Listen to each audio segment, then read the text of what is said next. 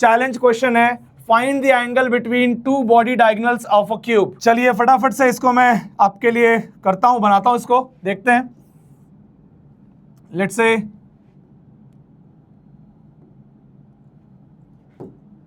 अभी आपको समझ में आ जाएगा, ठीक है। तो ऐसे इमेजिन करो,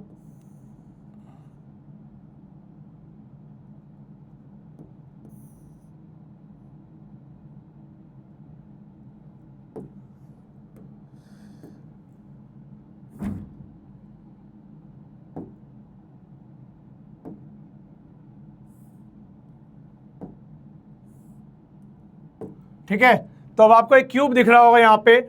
मुझे बॉडी डायगोनल मतलब इसके दो बॉडी डायगोनल कौन से हैं, जैसे मैं इसको नेमिंग कर देता हूं, ठीक है। इसकी मैं नेमिंग कर देता हूं, let's say so this is A, this is B, this is C, this is D, this is E, this is F, this is G, this is H, ठीक है। ऐसे मैं नेमिंग कर दी, ठीक है। और ये क्या है भाई, ये एक क्यूब है। अब क्यूब की बढ़िया बात क्या है पता है, क्यूब इतना सिमेट्रिक फिगर है। अगर मैं आपको बोलूं, फॉर एग्जांपल मैं आपसे पूछूं कि भैया एक बात बताओ, रेक्टेंगल के जो एडजेसेंट साइड्स होते हैं उनके बीच में एंगल 90 होता है, ठीक है। तो अब चाहे कैसा भी रेक्टेंगल हो, चाहे छोटा हो चाहे वो बड़ा रेक्टेंगल हो, उनके एडजेसेंट साइड के बीच में एंगल तो 90 होगा ना। तो वैसे ही क्यूब एक सिमेट्रिक फिगर है। अब वो चाहे कितना बड़ा या कितना छोटा, उससे कोई भी एंगल चेंज नहीं होगा, ठीक है ना।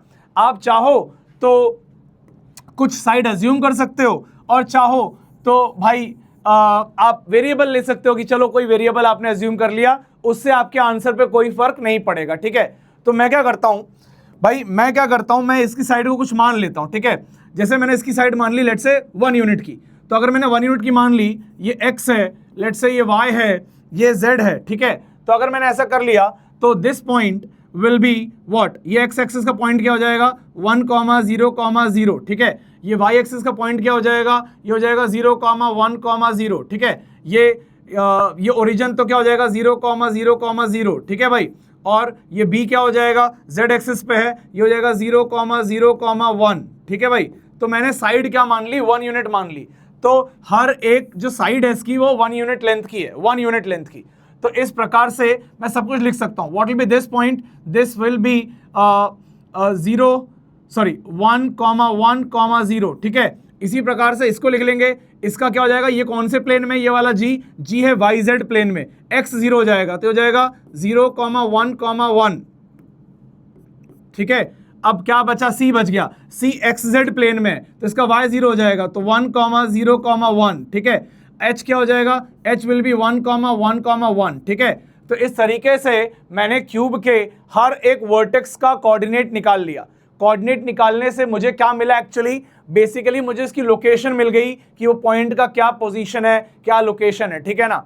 अब देखो, अगर मुझे दो बॉडी डायगोनल बनाने के लिए बोलेंगे तो लेट्स से मैं एक बॉडी डायगोनल अज्यूम कर लेता हूं, ध्यान से देखिएगा, AH, मैंने एक बॉडी डायगोनल अज्यूम कर लिया AH।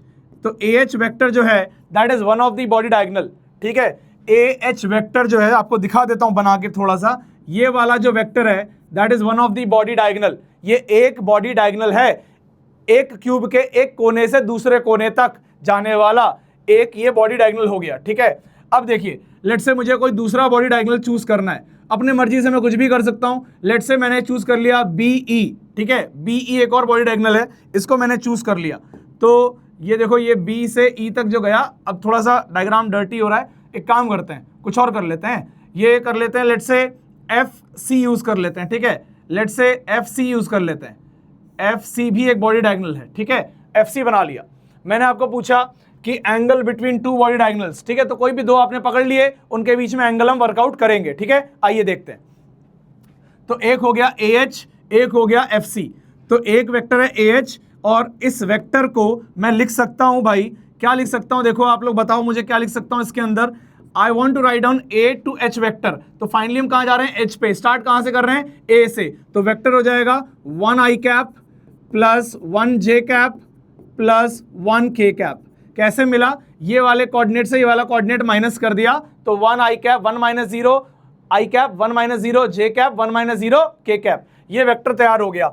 अब दूसरा वेक्टर कौन सा बनाना है भाई? दूसरा वेक्टर बनाना है, let's say F c vector बनाना है, ठीक है। तो एफ से सी की तरफ जा रहे हैं तो सी माइनस एफ करेंगे, तो 1 माइनस 0 आई कैप, फिर 0 माइनस 1 माइनस जे कैप, फिर 1 माइनस 0 1 के कैप, ठीक है। अब देखो मुझे दो वेक्टर मिल गए, तो यही चीज आपको समझनी है। यहां तक करना ही आपके एप्टीट्यूड का टेस्ट था। अगर आपने ये कर लिया, अगर आपने दो वेक्टर, दो डायगोनल को वेक्टर से रिप्रेजेंट कर लिया, तो आप एंगल तो निकाल ही सकते हैं। एंगल निकालने में कुछ है ही नहीं। एंगल निकालने में देखो मुझे क्या करना पड़ेगा, I need to take cos theta. तो what is cos theta? Cos theta will be a h vector dot f c vector divide by magnitude of a h vector into magnitude of f c vector, ठीक है भाई। तो a h dot f c करेंगे, dot करेंगे क्या आएगा, 1 into 1, okay, 1 into -1 -1 1 into 1, okay, +1, ठीक है, होल डिवाइड बाय मैग्नीट्यूड क्या आएगा इसका, √3 आएगा, तो ये आ गया √3, ठीक है। इसका मैग्नीट्यूड क्या आएगा, इसका मैग्नीट्यूड भी √3 आएगा, तो इंटू √3 आ गया। तो भाई देखो कॉस थीटा क्या आ गया इससे, तो कॉस थीटा आ गया मेरे बच्चों 1/3 आ गया। तो थीटा क्या आ गया, it became cos inverse 1/3। That's it.